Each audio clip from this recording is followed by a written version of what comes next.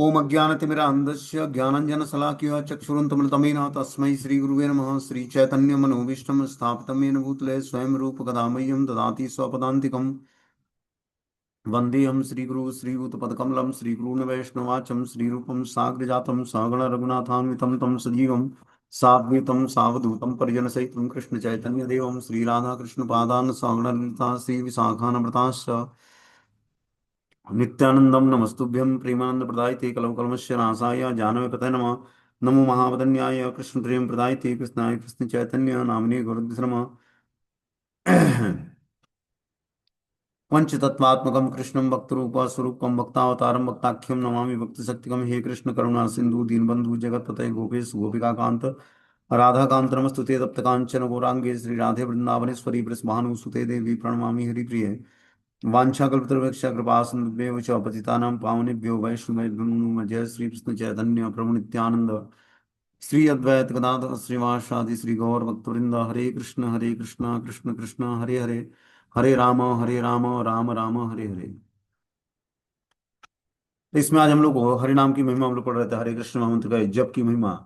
तो आज हम लोग का पढ़ना है कि मन के विषय में और अधिक जानकारी, कि मन को कैसे कंट्रोल किया जाए, ये कैसे भटकता है और किस कारण से भटकता है और इसको कैसे कंट्रोल किया जाए, और हम जपा के प्रोसेस को और अच्छे तरीके से फॉलो कर पाए।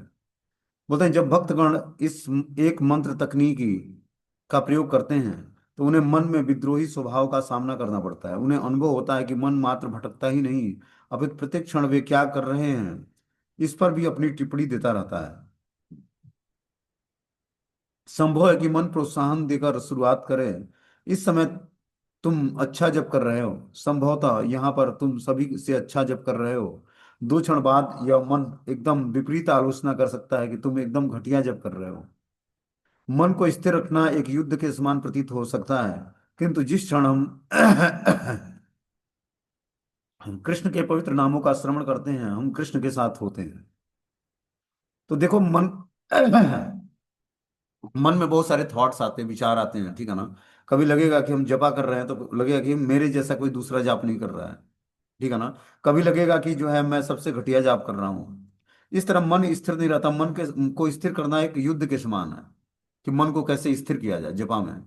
और जपा में मन को स्थिर करने के लिए मंत्र को ध्यान पूर्वक सुनना पड़ेगा, कि जो मंत्र उच्चारण कर रहा हूं उसको ध्यान पूर्वक सुनना है। बस माइंड को इतना ही रिमाइंड कराना है, मन को इतना ही रिमाइंड कराते रहना है कि जो मंत्र मैं उच्चारण कर रहा हूं उसको सुनना है। मन को मंत्र नहीं सुनाना है, मन को बस ये कार्य दे देना है कि वो बोले कि जो मंत्र जाप कर रहे हैं उसको सुनना है और कान से श्रवण करना है। देखो जपा का प्रोसेस अगर जो व्यक्ति फॉलो करने लगे तो बहुत ही जल्दी लिबरेट हो जाएगा। लिबरेट मतलब पाप कर्मों से छूट जाएगा समस्त। भगवान का नाम एक एक जो है बहुत ही ऑस्पिशियस है, मंगलकारी है, और समस्त पापों को नष्ट कर देगा। एक कृष्ण नाम क्या करता है, समस्त पापों का क्षय कर देता है। लेकिन व्यक्ति उसके मेथड को फॉलो करे पहले। ये मंत्र जो है साक्षात भगवान का ही स्वरूप है, भगवान में और मंत्र में कोई अंतर नहीं है। जो कृष्ण हरे कृष्ण मंत्र है इसमें श्री कृष्ण का साक्षात स्वरूप ही श्री कृष्ण का ही महामंत्र है। इसी से भगवान के नाम रूप गुण लीला धाम सब कुछ प्रकट हो जाने महामंत्र से ही। बता रहे हैं कि जब भक्तगण इस एक मंत्र तकनीकी का प्रयोग करते हैं तो उन्हें मन के विद्रोही स्वभाव का सामना करना पड़ता है। उन्हें अनुभव होता है कि मन मात्र भटकाव ही नहीं अपितु प्रत्येक क्षण में वो क्या कर रहा है इस पर भी अपनी टिप्पणी देता रहता है। संभव है कि मन प्रोत्साहन देकर शुरुआत करे, इस समय तुम अच्छा जप कर रहे हो, संभवतः यहाँ पर तुम सभी से अच्छा जप कर रहे हो। दो क्षण बाद यह मन एकदम विपरीत आलोचना कर सकता है कि तुम घटिया जब कर रहे हो। मन की स्थिति को स्थिर रखना एक युद्ध के समान प्रतीत होता है, किंतु जिस क्षण हम कृष्ण के पवित्र नामों का श्रवण करते हैं हम कृष्ण के साथ होते हैं। तो देखो 99% हमारी जो भक्ति है जपा के क्वालिटी पर डिपेंड करती है, ठीक है ना। तो जपा के क्वालिटी पे हमें उस क्वालिटी को अच्छा कैसे करना है। हम बहुत सारी कथाएं सुन लेंगे, बहुत सारे लेक्चर, लेकिन प्रैक्टिकली हमने जीवन में उतारा क्या, प्रैक्टिकली करा क्या। तो प्रैक्टिकली है नाम जप। हमारा 99.9% भक्ति हमारे जपा की क्वालिटी पर डिपेंड करता है कि आप जपा कैसे करते हो, ठीक है ना। जितना ही हम हमारा जपा परफेक्शन के लेवल पर होगा उतना ही जल्दी हम स्पिरिचुअल एडवांसमेंट करेंगे, हमारी चेतना स्थिर हो पाएगी। तो बता रहे हैं कि हमें मन क्या करता है, प्रोत्साहन देकर शुरुआत करता है कि तुम अच्छा जप कर रहे हो। मान लो किसी समूह में बैठे हो आप, तो मन आपको प्रोत्साहित करेगा, सब में बहुत अच्छा जप कर रहे हो, और कभी बोलेगा कि तुम सबसे घटिया जप कर रहे हो। ये मन प्रोत्साहित करता है, कभी निरुत्साहित करता है। बता रहे हैं मन को स्थिर रखना एक युद्ध के समान प्रतीत होता है, कि मन को हम स्थिर रखें किसमें, बार बार रिमाइंड कराए मन कि हमें अगला मंत्र ध्यान पूर्वक सुनना है, या मंत्र जो उच्चारण कर रहे हैं उसको ध्यान पूर्वक सुनना है। मन को एक ही कार्य देना है जपा में, क्या, वो हमें रिमाइंड कराता रहे कि इस मंत्र को ध्यान पूर्वक सुनना है, जो मंत्र अभी तुरंत में जाप कर रहे हैं। बता रहे हैं कि किंतु जिस क्षण हम कृष्ण के पवित्र नामों का श्रवण करते हैं, हम कृष्ण के साथ होते हैं। जैसे ही व्यक्ति भगवान के पवित्र नाम का जप करता है, तो कृष्ण और भगवान के नाम में कोई अंतर नहीं है, मतलब कृष्ण के नाम में और कृष्ण में कोई अंतर नहीं है। हमें उसको हृदय से स्वीकार पड़ेगा। बोलते हैं कभी मन हमें विश्वास दिलाएगा कि हम उब चुके हैं, हम जो कर रहे हैं, पर हम विचार कर रहे हैं कि कहीं प्रसाद लेने का वक्त तो नहीं हो गया है। तो जपा का बहुत सारे विचार हमारे ये पैर रख। मन में आते हैं, है ना? तो उन विचारों से हमें आगे बढ़ना है। क्या बता रहे हैं कि जो है कभी मन हमें विश्वास दिलाएगा कि अब हम उब चुके हैं मंत्र जाप से, अब हम जप कर रहे हैं, तो पर हम विचार कर रहे हैं कि कहीं प्रसाद लेने का वक्त तो नहीं हो गया। वैसे कभी समय क्या हुआ, भले ही मन सूक्ष्म तथा स्थूल किसी भी कारण से विचलित हो, हमारा दृढ़ निश्चय और लक्ष्य एक ही होना चाहिए, हरे कृष्ण मंत्र को ध्यान पूर्वक सुनना। तो जपा का प्रोसेस ही है कि महामंत्र को हम ध्यान पूर्वक कितना एकाग्रता से सुनते हैं। ये क्या होता है, जब हम महामंत्र को ध्यान पूर्वक सुनते हैं तो क्या होता है, चेतु दर्पण मार्जनम होता है। 7 प्रकार की सिद्धियां प्राप्त होती है महामंत्र से। चेतो दर्पण मार्जनम, भव महादावाग्नि निर्वापणम, श्रेयो कैरो चंद्रिका वितरणम, विद्यावधु जीवनम, आनंदाम बुद्धिवर्धनम, प्रतिपदम पूर्णामृत आस्वादनम, सर्वात्मनम परम विजयते, श्री कृष्ण संकीर्तनम। मात्र श्री कृष्ण संकीर्तन करने से क्या होता है, समस्त ये जो सिद्धियां हैं 7 बताए हमने, ये प्राप्त हो जाता है नाम संकीर्तन से। बोलते हैं कि आगे, यह मन एक सारे अनुभव इस मन के कारण होता है, और ये इस विचलित अवस्था को आस्वादन कराना मन का प्रिय कार्य है। क्या आपने कभी ध्यान दिया है कि जो आपको आज उबने का एहसास दिला रहा है, वही कल वही आपको आनंद प्रदान कर सकता है। इसका अर्थ यह है कि यह मन है जो कि इसके सनकी संकल्प विकल्प वाले व्यवहार में लगा रहता है। इस मन से विचलित होने की बीमारी को ठीक करने का एक ही उपाय है, कृष्ण के नाम को ध्यान पूर्वक सुनने के लिए दृढ़ संकल्पित हो जाना। कि जब हम नाम जप करते हैं तो हमें दृढ़ संकल्प के साथ क्या करना है, कृष्ण के नाम को सुनना है ध्यान पूर्वक। दृढ़ संकल्प के साथ जब हम नाम को सुनेंगे, तो समस्त संकल्प और विकल्पों से ऊपर उठ जाएंगे, और समस्त बीमारियों से, बिना विचलित हुए मन के विचलित हो रही बीमारियों से, बीमारियां हमारी ठीक हो जाएंगी। क्या बीमारी है, कि हम संकल्प और विकल्प चलाते हैं। कुछ संकल्प शुभ होते हैं, कुछ अशुभ होते हैं। तो बता रहे हैं कि अगर जो हमें संकल्पों और विकल्पों से ऊपर उठना है और मन की बीमारी को ठीक करना है, तो कृष्ण के नाम को ध्यान पूर्वक सुनने के लिए दृढ़ संकल्पित होना होगा। यह मन एक छोटे से बालक के समान है, शरारती और हमारा ध्यान आकर्षित करने का उत्सुक, परंतु एक छोटे बालक की भांति ही इसे सरलता पूर्वक किसी भी कार्य में लगाया जा सकता है। जब कार्य प्रगतिशील होता है, तब यह मन एकाग्र और शांत हो जाता है। क्योंकि मन का कार्य अहंकार का बचाव करना है, इसे ऐसी वस्तुओं में न लगाएं जिससे घमंड और ईर्ष्या को बढ़ावा मिले। तो मन को ऐसे किसी कार्य में न लगाएं जिससे अहंकार और ईर्ष्या या घमंड को बढ़ावा मिले। यह मन थोड़ा सा भी उत्सुकता उकसाने पर उत्तेजित हो जाता है, और ऐसा अनुभव विशेषतः तब होता है जब हम अपना जप कर रहे होते हैं। यदि हमें ऐसा लगे कि हमारा अपमान हुआ है, तो मन पूर्णिमा के समान समुद्र में उठने वाले ज्वार भाटा की भांति अशांत हो जाएगा, और विलाप करते हुए कहेगा कि तुम्हारी हिम्मत कैसे हुई कि तुमने जाने नहीं कि मैं कौन हूँ। वास्तव में यह संभव है कि हम यह नहीं जानते कि हम कौन हैं। श्री चैतन्य महाप्रभु हमें सिखाते हैं कि यदि हमें हमारी वास्तविक पहचान को ज्ञात हो जाए, तो फिर हम कभी विचलित नहीं होंगे। अंततो गत्वा हम श्री कृष्ण के एक तुच्छ महत्वहीन दास मात्र ही तो हैं। तो जब व्यक्ति ध्यान पूर्वक नाम का जप करता है, तो बता रहे हैं कि उसको अपने दासत्व भाव का पता लगता है कि मैं श्री कृष्ण का नित्य दास कैसे हूं। ठीक है ना? और फिर वो दासता भगवान की स्वीकार करता है। अब ऐसा नहीं कि गोपियां माधुरी भाव में भगवान से आदान प्रदान करती थी तो उनके अंदर दास्य भाव नहीं था, दासी भाव भी था। माधुरी भाव के अंदर सब कुछ समाहित होता है, दास्य भाव, साख्य भाव, वात्सल्य भाव, माधुरी भाव। अब ऐसा नहीं कि जो माधुरी भाव में भगवान से आदान प्रदान कर रहा है उसके अंदर दास्य भाव नहीं है। बलराम जी भगवान के बड़े भाई हैं, कभी मित्रवत कार्य करते हैं, कभी वात्सल्य भाव में उनकी रक्षा करते हैं, कभी अपना दासत्व दिखाते हैं कि उनको अपना स्वामी मानते हैं कृष्ण को, और खुद दास बन जाते हैं उनकी सेवा करने के लिए। तो गोपियां भगवान की कभी दासता स्वीकार करती, कभी चरणों का मार्जन करती, कभी उनसे मित्रोत व्यवहार करती, कभी वात्सल्य भाव में गोपियों का आदान प्रदान होता भगवान से, और कभी माधुरी भाव में यमुना पुलिन पर भगवान के साथ रास नृत्य करती। तो जैसा जिसका भाव डेवलप होता है उस हिसाब से उसका भगवान से रिसिप्रोकेशन होता है, आदान प्रदान होता है।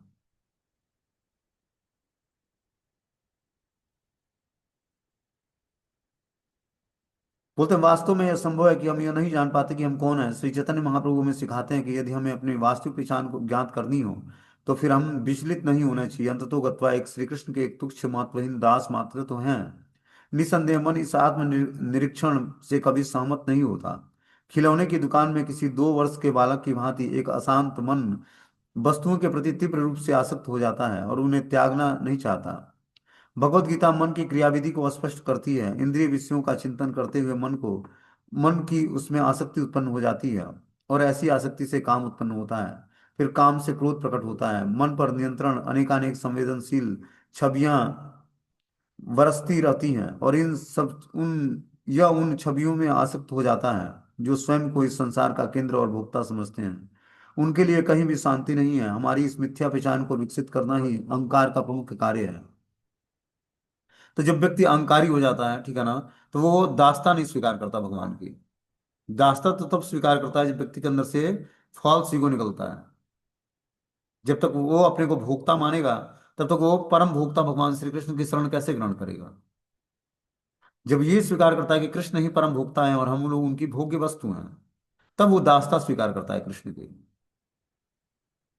और कृष्ण की दास्ता स्वीकार करके ही जीवात्मा अपना जीवन सुधार सकता है। बता रहे हैं कि हमारी इस मिथ्या पहचान को विकसित करना ही अहंकार का प्रमुख कार्य है। हम वो नहीं जानते कि उपाधि से हमें अहंकार ने दी है। इस अहंकार और मन के द्वारा पैदा किए गए किसी भी प्रकार के भ्रम से हमारा कोई संबंध नहीं है। हम तो वास्तव में कृष्ण से नित्य संबंध रखते हैं। मन चाहता क्या है? सब कुछ, कुछ भी नहीं।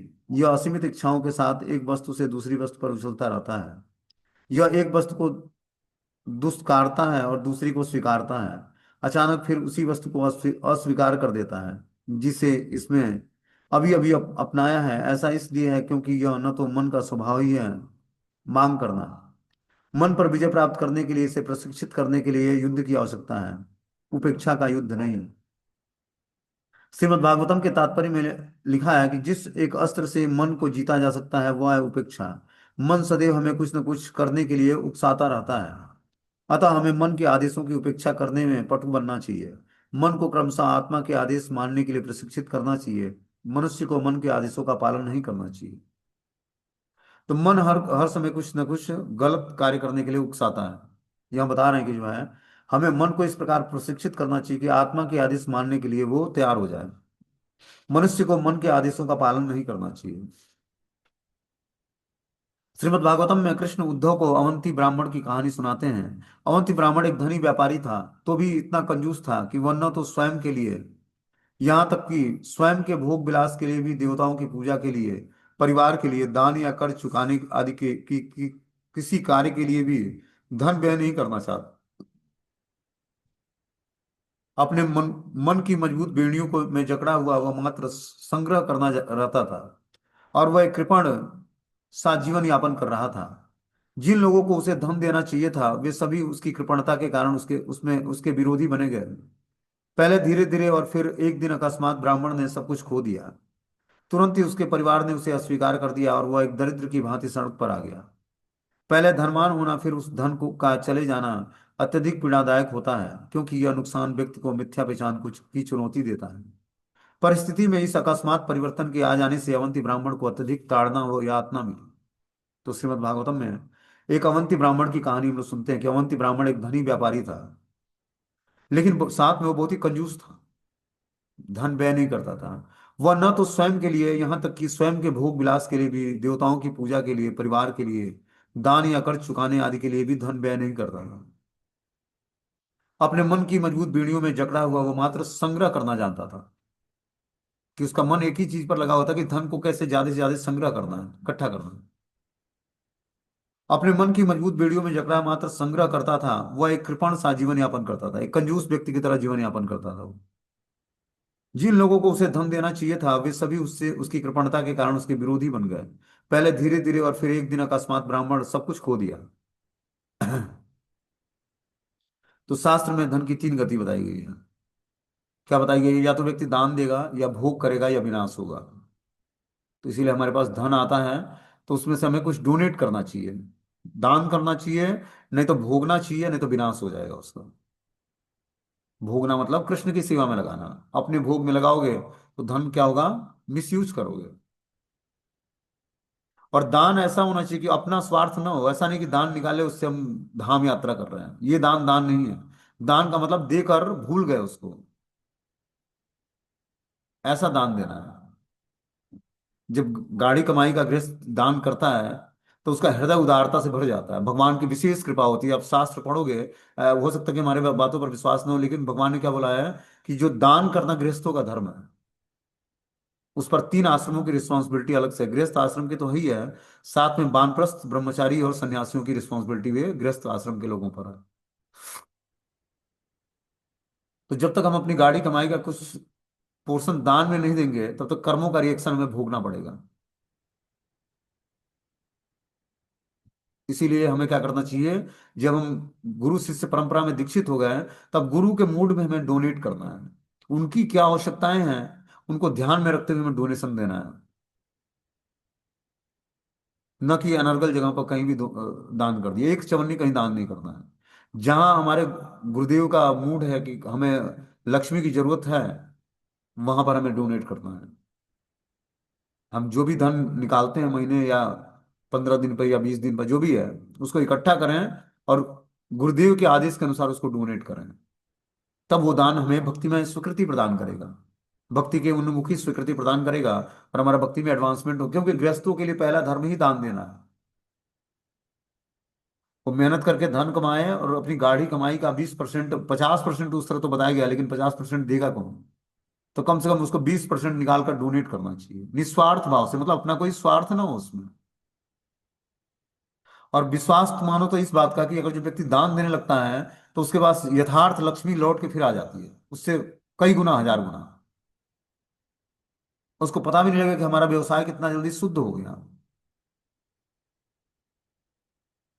कम से कम आचार्यों के तिरुभाव आविर्भाव तिथि पर, जन्माष्टमी और गौर पूर्णिमा, इस फेस्टिवल्स में हमें अपने कुछ लक्ष्मी निकालकर डोनेट करना चाहिए। भक्ति का मोस्ट इंपॉर्टेंट पार्ट है गृहस्थ आश्रम में रहने वाले भक्तों को, जब तक वो दान नहीं देगा तब तक उसका भक्ति में, जीवन में प्रोग्रेस नहीं होने वाला है।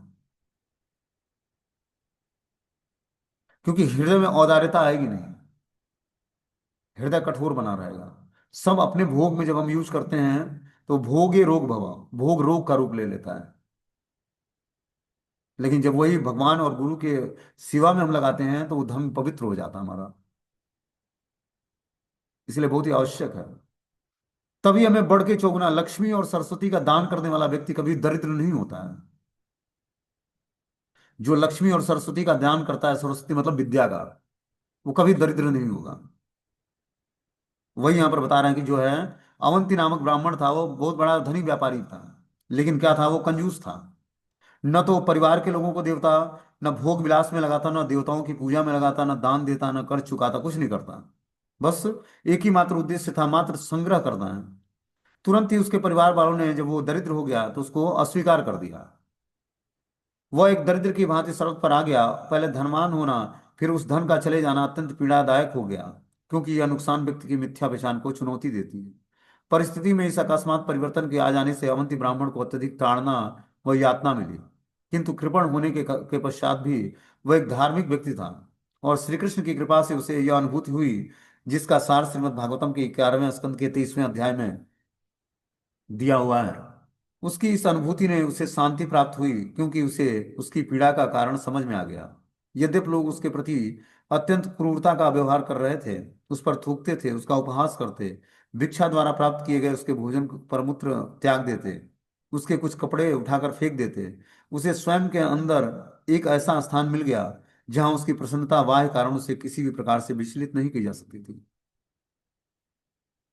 देखो, जब हम भक्ति के इंटरनल मैटर में गोते लगाते हैं, तो बाह्य परेशानियों से हम विचलित नहीं होते हैं। अवंती ब्राह्मण जब अपने अंदर उसने आनंद की तलाश की, तो उसको वास्तविक आनंद अपने अंदर ही दिखा। अब बाहरी दृश्य से उसके ऊपर कोई थूक देता, उसका उपहास करता, भिक्षा के द्वारा जो भोजन मिलता उस पर कोई मूत्र त्याग देता, कपड़े उठाकर फेंक देते, लेकिन उसको क्या हुआ? प्रसन्नता बाह्य कारणों से नहीं, अंतरंग रूप से उसको भी प्रसन्नता मिल गई, और वो विचलित नहीं हुआ। उसे एहसास हुआ कि अधिकांशतः हमारा व्यवहार इस संसार के मित्रों और शत्रुओं के में विभाजित करने से संबंध रखता है, जो कि इच्छा और द्वेष का ही एक रूप है। हम कुछ को अपना मित्र और कुछ को अपना शत्रु मान लेते हैं।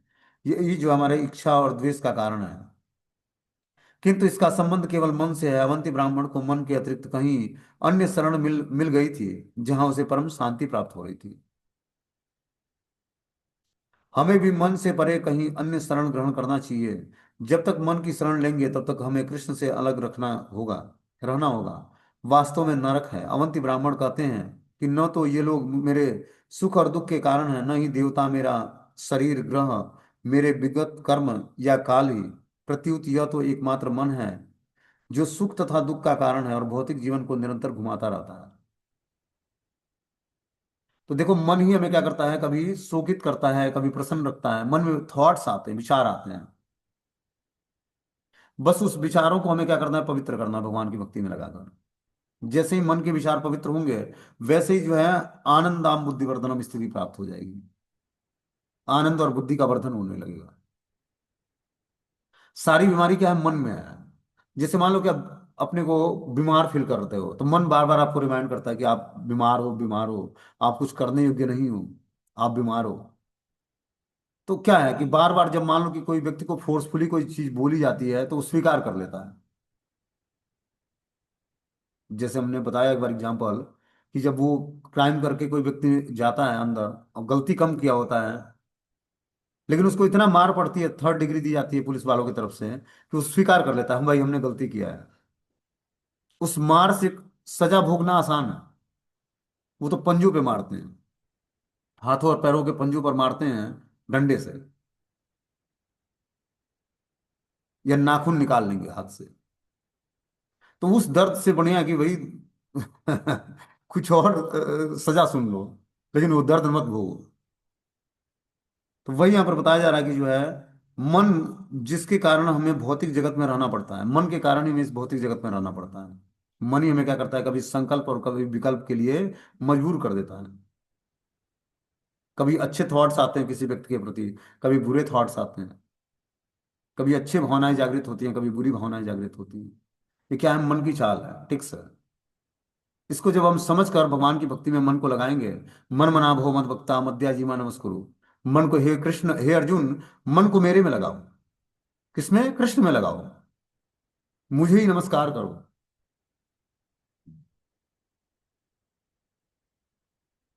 मुझे ही नमस्कार करो, और क्या करो? तब तुम जान पाओगे कि मेरे धाम कैसे आना है। जब मन को भगवान में लगाओगे और भगवान को ही प्रणाम करोगे, तब भगवान बुद्धि ददामि बुद्धि बुद्धि योगम तम, भगवान बुद्धि प्रदान करेंगे। तो जीवन बहुत ही क्षणिक है, समझ रहे बात को?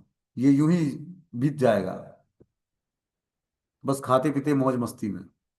लेकिन अगर जो हम कुछ भगवान की भक्ति कर लेंगे, तो जीवन सार्थक। मनुष्य जीवन में भगवान ने इंटेलिजेंस प्रदान किया, स्वच्छ सुंदर शरीर दिया, स्वच्छ बुद्धि दिया, भक्तों का संग दिया। अब वो एसोसिएशन हमें अच्छा ना लगे, तो ये सबसे बड़ा दुर्भाग्य है हमारा।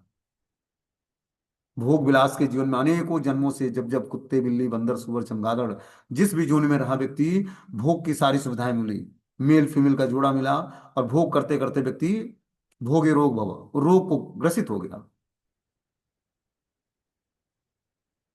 जितना ही हम भोग करने की टेंडेंसी इस भौतिक संसार में बनाते हैं, धन का भोग करना है, अच्छे भोजन करने हैं, अच्छे कपड़े पहनने हैं, अच्छे दिखने हैं, और सेक्सुअल अटैचमेंट अच्छे होने चाहिए। उससे क्या होता है, व्यक्ति के अंदर रोग उत्पन्न होता है, और जन्म मृत्यु जरा व्याधि के चक्कर में पड़कर व्यक्ति काम क्रोध लोभ मद मात्सर्य ईर्ष्या द्वेष से जूझता रहता है। बाहर कहाँ निकलेगा, भक्ति कैसे कैसे करेगा।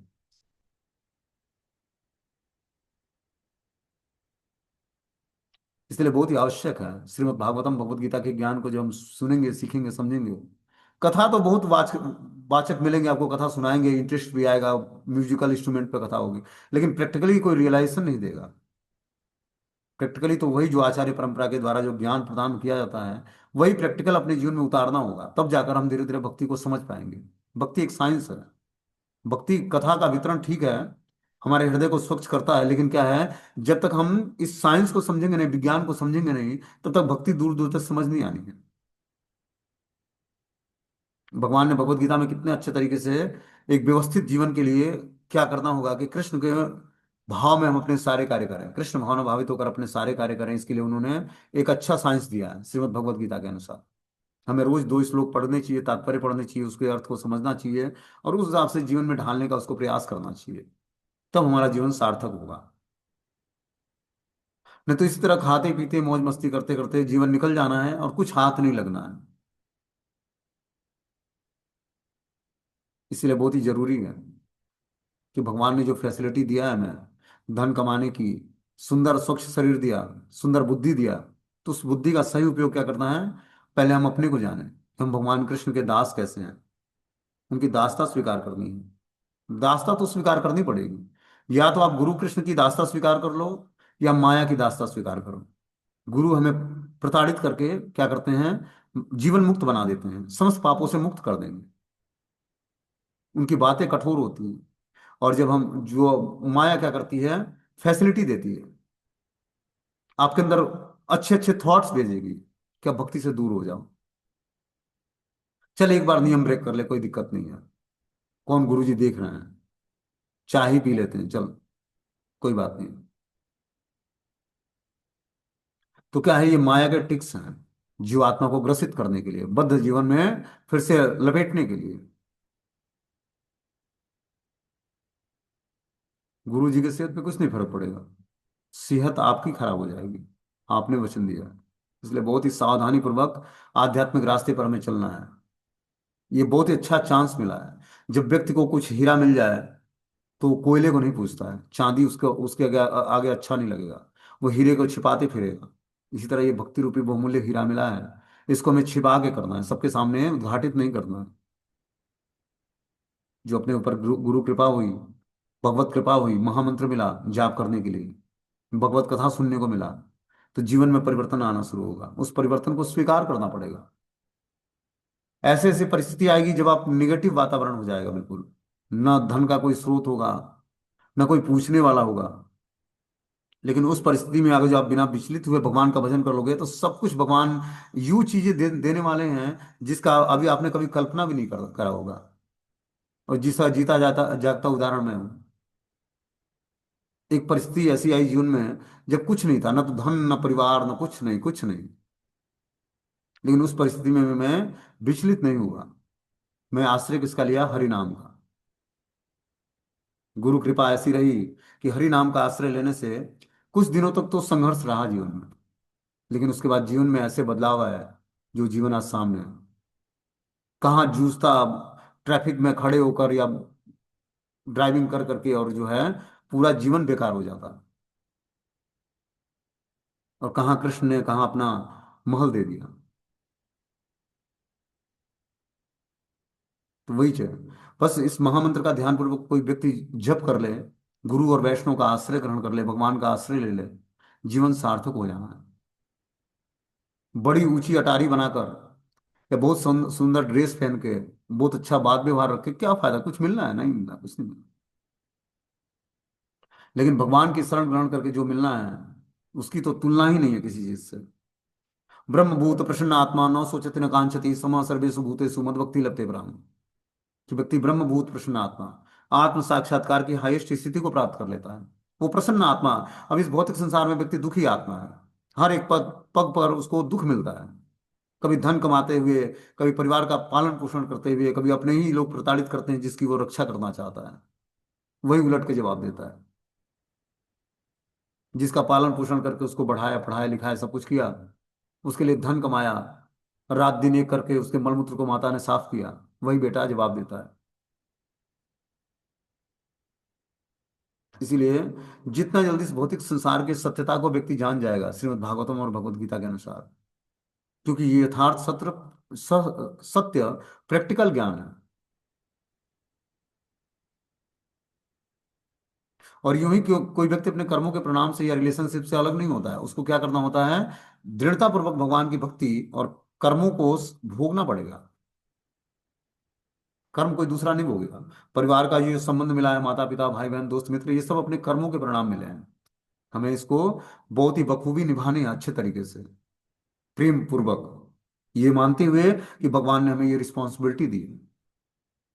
और उसके बाद अपनी चेतना को भगवान में एकाग्र किए रखना है। जैसे गोपियां, परिवार नहीं छोड़ा उन्होंने। हाईएस्ट क्या है अपने गौड़ी वैष्णव संप्रदाय का हाईएस्ट गोल क्या है, गोपी भाव को प्राप्त कर लेना, या मंजरी भाव को। तो गोपी भाव है क्या, कि अपने घर परिवार में रहते हुए वो अखंड चिंतन भगवान श्री कृष्ण का करती हो। अब वो गौवें खिलाती, पति पत्नी की सेवा करते, बच्चों का पालन पोषण करती, सास ससुर सब कुछ, मतलब ऐसा नहीं था कि घर परिवार कोई उठल्लू लोग थे, ऐसा नहीं था। पूरा घर परिवार से संपन्न लोग थे वो। लेकिन चिंतन किस बात का होता है, कि कृष्ण जब रात को बांसुरी बजाएगा यमुना तीर पर, तो उससे मिलने जाना है, उनको प्रसन्न करना है। तो ये चेतना हमें डेवलप, ये हमारी कॉन्सियसनेस जब तक नहीं बनेगी, हर एक कार्यों में हम कृष्ण को प्रसन्न करने के लिए नहीं करेंगे, तब तक वही कार्य हमारे बंधन का कारण बनेगा। और आपको भक्ति में जीवन अच्छा नहीं लगेगा। 2-4 दिन करोगे, तीव्रता से, जब हम दीक्षा नहीं लेते हैं तो तीव्रता से जुड़ते हैं भक्ति में, जब दीक्षा हो जाती है धीरे धीरे ढीले पड़ जाते हैं, कि हो गई जी भक्ति हो गई अब, पहला इनिशिएशन हो गया, दूसरा भी हो गया, तीसरा लेना नहीं है। तो दीक्षा तो हो जाएगी, लेकिन उसका उद्देश्य क्या, फायदा क्या, प्रॉफिट क्या मिला उसका। दीक्षा एक औपचारिकता है। हाँ, हमने गुरु स्वीकार किया। गुरु स्वीकार करने का मतलब है आदेश का पालन करना। जो गुरु जी ने हायर किया रिप्रेजेंटेटिव, आप उसकी बातों को, मतलब ऐसी चीज, रिप्रेजेंटेटिव का मतलब है कि गुरु मुख पद्म वाक्य चित्त ते करिया, जो गुरु मुख से पद्म वाक्य निकला, उसी को वो रिप्रेजेंटेटिव प्रस्तुत करता, उसको स्वीकार करेंगे, तभी तो गुरुदेव प्रसन्न होंगे। गुरुदेव का अलग मूड नहीं है, ऐसा नहीं कि क्लास कुछ अलग हो रहा है, उनका कुछ मूड अलग है जी। गुरुदेव साक्षात परम ब्रह्म ही है, श्री बलराम जी ही हैं। उन्हीं के स्वरूप है वो। भेद बुद्धि लगाकर जब व्यक्ति भौतिक प्लेटफॉर्म पर होता है, तो ये यहाँ का भक्त है, ये वहाँ का है, वहाँ का है।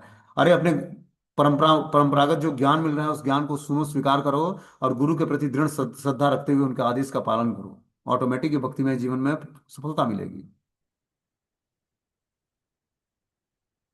आगे बताना कि यह मन भौतिक सुख और दुख दोनों का कारण है, और इस बात को स्वीकार करना लगभग असंभव है। अन्य लोग हमारी प्रसन्नता या शोक का कारण नहीं है। देवतागण जो भौतिक तत्वों को नियंत्रण में रखते हैं, ग्रहों के नियंत्रण जो एक दूसरे के युद्ध कर हमारी कुंडलियों पर प्रभाव डालते हैं, क्रम से जो कि मात्र हमारी पिछले क्रियाकलापों से उत्पन्न हुआ है, समय जो कि चलता रहता है और हमारी इच्छा के विपरीत हमें एक स्थान से दूसरे स्थान पर ढकेलता है, और यहाँ तक कि स्वयं हमारी आत्मा जो कि वास्तव में हम स्वयं हैं, इनमें से कोई भी हमारी प्रसन्नता का कारण नहीं है। इस विषय में गहराई से सोचिए। मन का जिस किसी से भी वह आसक्त हो जाता है अथवा घृणा करता है, वह मिथ्या आश्रय की शरण लेना हमारे लिए आम बात है। कि मन जिस बात पर अटक जाता है, किसी को अपना शत्रु और किसी को मित्र मान लेता है, और उसी हिसाब से उससे रिएक्ट करता है। ये मन का टिक्स है, कि मन किसी को अपना मित्र मानेगा, किसी को शत्रु मानेगा। जिसको मित्र मानेगा उसके साथ मित्रवत व्यवहार, जिसको शत्रु मानेगा उसके साथ शत्रुत व्यवहार। इसी से ऊपर उठना है। समम सर्वेषु भूतेषु, न कोई मित्र न कोई शत्रु, सब पर संभाव की स्थिति प्राप्त करनी है, तब जाकर हम ऐसा इसलिए कि हमें लगता है कि जो कुछ भी हम सोचते हैं वो सत्य है, किंतु ऐसा नहीं है। हम किसी को मित्र और किसी को शत्रु मान लेते हैं, तो हम ये सोचते हैं कि वो हमारा मित्र है, वो हमारा शत्रु है। और उसको जब हम प्रगाढ़ अपने चिंतन में लाते हैं तो वही हमारे मन बुद्धि पर छा जाता है, और वही हमारे चित्त की गहराइयों में चला जाता है। इसीलिए क्या करना है, आसक्ति नहीं रखनी है किसी से। आसक्ति ही व्यक्ति के बंधन का कारण बन जाता है, और भक्तिमय जीवन में बहुत ही नुकसानदायक है। जब हम भक्ति में एक्टिविटी, चाहे जो वस्तु व्यक्ति स्थान डिवोटीज के चित्त पर छा जाता है, तो उसकी भक्ति पूर्ण रूपेण उसको सफलता नहीं देती, वो स्वीकृति उसको जाने लगता है। इसीलिए चित्त पर किसी को अधिकार नहीं देना है। चित्त पर मात्र अधिकार भगवान के शुद्ध भक्तों का है, भगवान का है। उन्हीं का स्मरण करें हम। 24 घंटे उनका स्मरण करेंगे। मात्र सुबह उठकर हम अगर जो किसी 5 वैष्णव को याद कर लेते हैं, हमारा पूरा जीवन जो है, पूरा दिन शुभ हो जाएगा। जो भगवान के शुद्ध भक्त हैं उनका स्मरण कर लिए, इसलिए हमें अपने गुरु परंपरा का प्रणाम मंत्र याद होना चाहिए। उन गुरु परंपरा के पूरे आचार्यों को प्रणाम करना चाहिए। प्रणाम करेंगे सुबह उठकर 5 आचार्यों को, तो हमारा पूरा दिन शुभ हो जाएगा। कृष्ण के स्मरण से ज्यादा पावरफुल है भगवान के शुद्ध भक्तों का स्मरण करना। वो तुरंत शुद्ध कर देता भगवान का नाम तो, और भगवान तो वास्तव में मंगलकारी हैं, लेकिन भगवान के शुद्ध भक्त उनसे और भी ज्यादा पावरफुल होंगे। उनका स्मरण हो जाए तो व्यक्ति की चेतना तुरंत शुद्ध हो जाती है। बोलते हैं अवंती ब्राह्मण एक अन्य आश्रय प्रस्तुत करते हैं कि एताम स्व आस्थाय परमात्म निष्ठाम अध्यासितम पूर्व महे महर्षि भी अहम तरिष्यामि दुरंत पारम तमो मुकुंदा घ्री निसेव एव। मैं कृष्ण के चरण कमलों की सेवा में दृढ़ रहकर अविद्या के दुर्लग्न सागर को पार कर जाऊंगा। इसकी पुष्टि पिछले आचार्यों द्वारा की गई है जो परमात्मा की भक्ति में स्थिर थे। परम भगवान ही वह आश्रय हैं जिनकी शरण में हमें जाना चाहिए। अन्य कोई आश्रय नहीं है। अन्य सब कुछ दुराश्रय है, एक मिथ्या आश्रय है। हमारे पास ग्रहों की अनुकूल स्थिति में लाने का अथवा किसी व्यक्ति को हमारी इच्छाओं के अनुसार ढालने का कोई उपाय नहीं है। जो लोग हमसे असहमत हैं और घृणा करते हैं, उन सबको हम कहीं दूर स्थान पर नहीं भेज सकते, और न ही हम स्वयं को प्रियजनों के विरह से बचा सकते हैं। और यदि हम यह सब कर भी सकते हैं, तब भी यह मन अपने स्वभाव के कारण कभी संतुष्ट नहीं होगा। बता रहे हैं कि परम भगवान का आश्रय लेना ही जीवात्मा की वास्तविक आवश्यकता है। अन्य कोई आश्रय नहीं। अन्य सब कुछ दुराश्रय कहलाता है, मिथ्या आश्रय है। कि जब हम भगवान का आश्रय छोड़कर धन का आश्रय या परिवार का आश्रय, बच्चों का आश्रय, माता पिता का आश्रय, पति का आश्रय लेते हैं, तो वो आश्रय जो है मिथ्या आश्रय है, छूटने वाला आश्रय है। हमारा परिवार से संबंध क्या है, सेवा का है। आप सेवा करने के लिए उस परिवार में आए हो, जिस परिवार में आए हो, आप एक सेवक की भांति भगवान के भक्तों के साथ भी सेवा करोगे, परिवार की भी सेवा करने के लिए आए हो। और जो वास्तव में भगवान की भक्ति करके अपने जीवन को सार्थक करना है, तो सेवा करनी पड़ेगी, न कि स्वामित्व की भावना जतानी पड़ेगी। आप परिवार में हर एक सदस्य के सेवक हो, और भगवान के भी सेवक हो, ये मानते हुए सेवा करनी पड़ेगी। तब जाकर हम धीरे धीरे जो है कर्म बंधनों से छूट पाएंगे और भगवान की भक्ति को स्वीकार कर पाएंगे। कर्म बंधनों से छूटना इतना आसान नहीं है। इसीलिए हमें ये परिवार मिला है, जिस परिवार में हमें कुछ फेवरेबल है, कुछ अनफेवरेबल है। तो भगवान से प्रेयर करनी है, हे प्रभु, हमें फेवरेबल चांसेस दीजिए भक्ति करने के लिए। ऐसा वातावरण दीजिए कि जो आपके भक्ति के लिए अनुकूल हो, जिसमें हर एक संकल्प आपके, हमारा हर एक संकल्प जो है जीवात्माओं के लिए मंगलकारी बने। भोग वासनाओं से हम ऊपर उठ सकें और समस्त वासनाओं से मुक्त हो सकें, क्योंकि ये रास्ता ही प्रार्थनाओं का है। बोलते हैं हमारे अपने संसार पर नहीं, न कोई नियंत्रण है। इस कारण निश्चय ही हम अत्यधिक भयभीत रहते हैं। फिर भी कृष्ण ने इस ब्रह्मांड का निर्माण इसी प्रकार किया है कि यह ब्रह्मांड हमारे अहंकार का सहयोग करने से साफ मना कर देता है। यह हमें इस संसार का केंद्र मानने से भी मना करता है। सब कुछ हमारी प्रसन्नता के अनुसार नियोजित हो, हमारे इस प्रयत्न में भी यह ब्रह्मांड सहयोग नहीं करता है। हम देखते हैं कि हम लोग की इच्छा होती है कि सब हमारे तरीके से पूरा हमारा जीवन चले, हमारा परिवार चले, हमारे जितने भी आश्रित जन हैं सब हमारा कहना माने। लेकिन कहना कोई नहीं मानता है। एक टीचर चाहता है कि सभी जो है शिक्षाएं दी जा रही है तो क्लास सुने, लेकिन क्लास कोई सुनने को तैयार नहीं होता है। क्यों नहीं? क्योंकि वो माया के अंडर गाइडेंस में है सभी बात में। तो आध्यात्मिक जीवन के प्रति उत्सुकता नहीं है, स्वीकृति नहीं है, उसका आध्यात्म का प्रॉफिट पता नहीं है, इसलिए भौतिक भोग की चीजें अच्छी लगती हैं। तो जब तक हम इस इंपॉर्टेंस को समझेंगे नहीं कि हमें बहुमूल्य धन क्या मिला है गुरु और वैष्णव की कृपा से, तब तक जीवन में सफलता हाथ नहीं लगनी है। मैं कितना चिल्लाकर किसी को उत्प्रेरित कर सकता हूँ कि आप लोग क्लास में आओ, क्लास सुना करो, अच्छे तरीके से मंत्र जाप किया करो, किसी के सेहत पे फर्क ही नहीं पड़ता है कुछ।